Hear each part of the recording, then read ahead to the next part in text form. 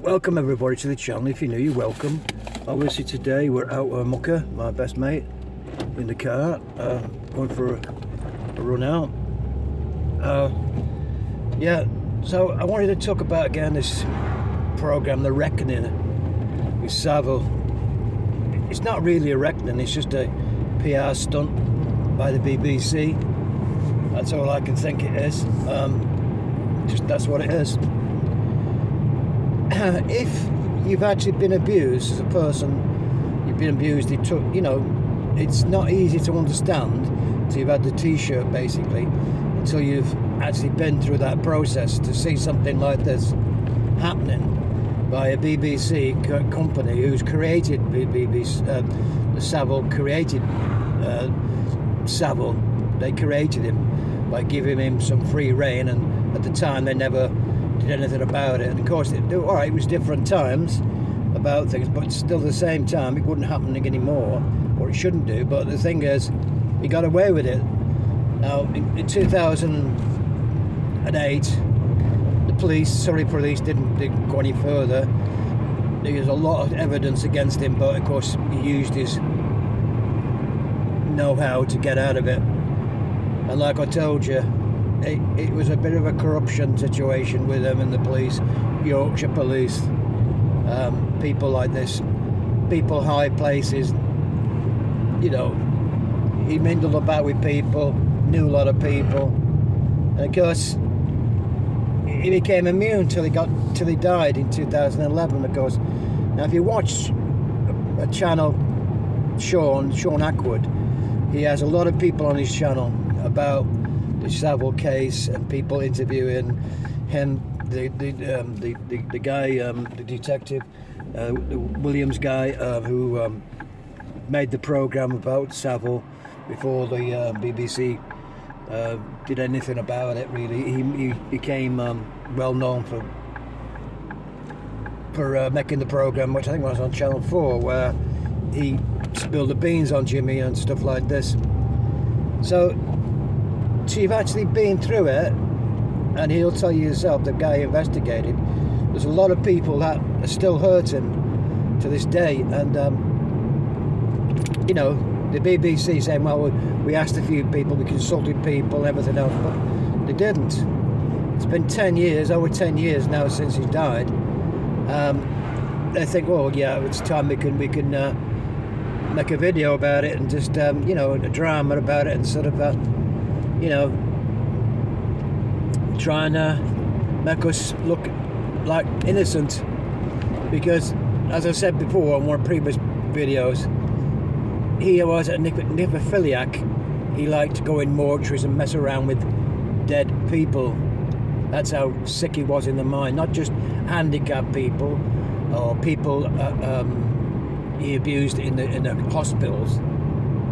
That's what he did, and that's what he did. Not just on top of the pops when he felt a bit of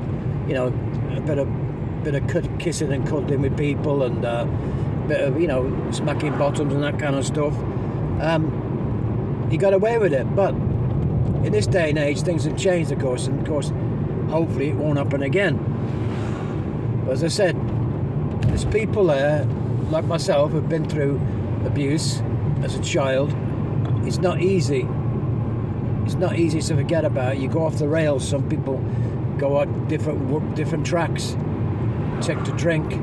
Some people have a personal disorder about it. It affects you mentally for a long time, and you get into all kinds of mental problems over it, and you feel ashamed and stuff like this, and there's a lot of things mentally that you can't come to terms with. But as time goes on, it is a big healer. Time moves on, you can't spend the rest of your life. You have to just block it out. But things like Savile and this program that come out now, The Reckoning, it's not a reckoning, it's just a I mean, I don't mind Steve Coogan's a great actor, a great comedian, a great person to sort of do the job, but I'm nothing against him. He's just got another Porsche he can drive around in. But, you know, good luck to you, Steve. Don't get me wrong. I'm not against anything against Steve at all, because I think he's a great comedian. You know, because I love comedians, of course. And that's not the point. The point is the program itself. I mean, if you go back to Al Capone, you go back to the Moors murderers, the all the well-known criminal activity, because he was a criminal. He was a criminal that got off on his notoriety and his friendship with all the high and mighty of his country. Of course, he became squeaky clean. So he was just like a, you know, nobody could touch him. And his sweet shops, where he used to go sweet shop was mental hospitals, Broadmoor, where he became friendly with all kinds of complete mental people in there. Sutcliffe, you know, the other guy with the killed the kids and the you know, Broadmoor. What was it? I'm trying to think of the guy's name now. They committed the murders with you know, just basic murderers and idiots, really, mental people, and that's where he spent his time with Broadmoor. His own key and own flat, own accommodation there to have a free reign to who he wanted to associate with. Sutcliffe and Brady, that's right, Brady, the Moors murderer, Brady. They were in there, and he was, you know, in their cells talking to them, stuff like this, and you know, the madness. It was like the lunatic had the keys for the asylum. You know, it's absolutely madness that went on. And I have tried to make another video about it, but I don't know, it's only a short attempt to do something about it, but it's, you have to understand, it's not nice to go through this situation, and the control and things like this, which he got off on, the control of doing things. And of course he was squeaky clean because, you know, keep this to yourself, don't say anything about anybody, blah blah blah. Oh, I'll meet, you can meet Gary Glitter next week, and Ralph Harris, and you can come on my programs and watch this and watch that. I'll do this and that, you know, you'll be able to come, you know, all these things he did for his own self gratification, nothing else, just to abuse his own sexual proclivity, you know, just to be sexual deviant. So that's what it's about, the video. It's really madness, like the BBC and the what they're doing. I mean, if anybody else would have done, I mean, Netflix did a bit about it, which is not so bad, but BBC, you know, the last people that you want to ask to do a documentary about him or a drama about his life, because they were part of it. They were part of the whole thing, the cover up, what he used his notoriety to meet people. Jim will fix it. His own sweet shop again, to meet vulnerable kids who wrote to him. Oh, Jimmy, can you do this for me? Can you do that for me? This, that, you know. And you know, he got the letters, and of course then he picked people out that he could manipulate, you know, make a fool of, or just, you know, in control of, you know. So it was absolute madness what happened, and it's just what I was saying before. The lunatic was out the asylum, and when he should have been in it, you know, locked away for many years. But like I said, there's nothing good come about of this, only that we've learned that people this day and age won't get away with what he did anymore. That's one thing. And the BBC were respectable people many years ago. Many years ago they were respectable. And of course, over the years with this Savile business, it's not a good thing to have on your CV. Oh yes, we employed a paedophile and a sex maniac in our company, you know. So that's what it was.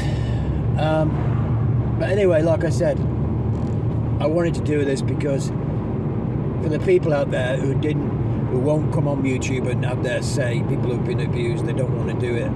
I'm doing it on part of them. It's not nice to see this, and it should have been buried for another 20 years. Maybe some other way of doing it.